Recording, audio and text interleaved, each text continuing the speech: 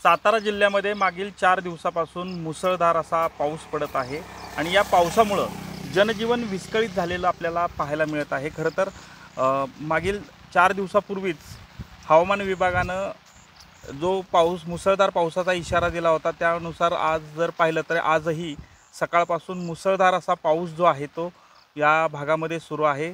खरं तर दुष्काळी भाग म्हणून मान खटावला ओळखलं जातं। या भागातही पावसाची अशीच बॅटिंग पाहायला मिळत आहे। यामुळे मात्र शेतीचं या भागामध्ये सातारा शहरापासून अगदी ग्रामीण भाग पाहिला तर किंवा इतर सर्वच तालुक्यांमध्ये शेतीचं नुकसान झालेलं पाहायला मिळत आहे। भुईमुगाचं आता सध्या आपण पीक पाहतोय हे पूर्णपणे या ठिकाणी पाण्याखाली गेलेलं पाहायला मिळत आहे। अनेक शेतांमध्ये या भागातील पाणी साचलेलं एकूणच पाहायला मिळत आहे। खरं तर सातारा शहरातही अनेक भागांमध्ये भिंत पडण्याच्या ज्या घटना आहेत त्या घडलेल्या एकूणच पाहायला मिळत आहेत।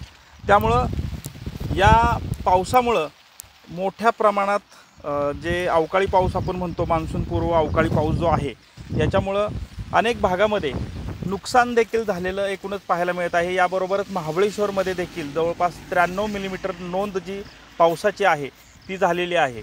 त्यामुळं अजूनही या पावसाची जी रिमझिम असेल किंवा पाऊस जो आहे तो मोठ्या प्रमाणात पडताना पाहायला मिळतोय। कॅमेरामन तुषार जाधवसह संतोष नलावडे, TV9 मराठी, सातारा।